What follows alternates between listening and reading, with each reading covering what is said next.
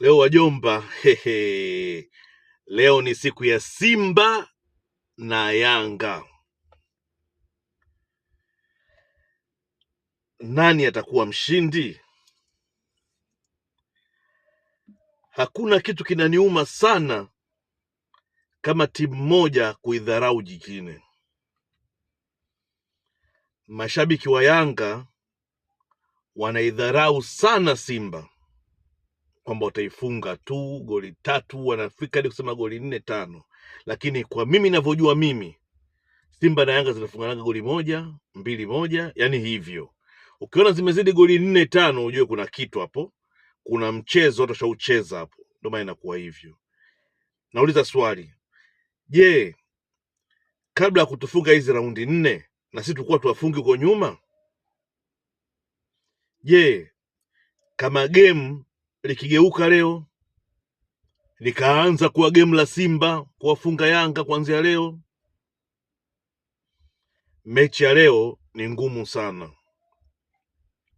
Wanasema sio wamemficha sio Pacome, sio wamemficha sio Mzizwe, sio nani, wamewaficha ili wasionekane. Okay, Simba nao wamemficha Shomari Kapombe siku ya mechi ya juzi ya tamasha la Simba na tamasha la Yanga. Simba walimficha nani Shomari Kapombe. Sasa Kapombe unamficha nini wakati Kapombe anajulikana uchezaji wake, uwezo wake unajulikana, uchezaji wake unajulikana? Unaficha nini? Unaficha nini Pacome? Kuna cha kuwaficha? Wangeficha wachezaji wageni, umeelewa eh? Ingeleta sense kwamba kuna kitu kimefichwa akijulikana, lakini kila kitu kipo wazi. Hakuna timu iliyokamia siku hiyo, zote zilicheza ile kwa ajili ya kuogopa kuumia kwa ajili ya mechi ya leo.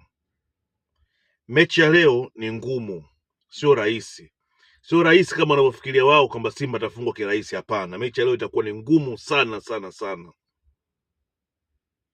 Yanga waliishiwa hadi wakawa wanatembeza bakuli. Walikuwa wachezaji wazuri hawana, lakini Simba ilikuwa inapata shida kuwafunga. Kwa nini? Kwa sababu ya dabi. Dabi ni kitu kingine. Mchezo unachezwa nje na unachezwa ndani. Kwa hiyo dabi haina kuisemea kwamba dabi itakuwa 1, 2, 3. Hakuna kitu kama hicho. Ivan the Don, leo nipo kwenye Simba na Yanga. Baadaye tutakutana huko baadaye. Asante, bye.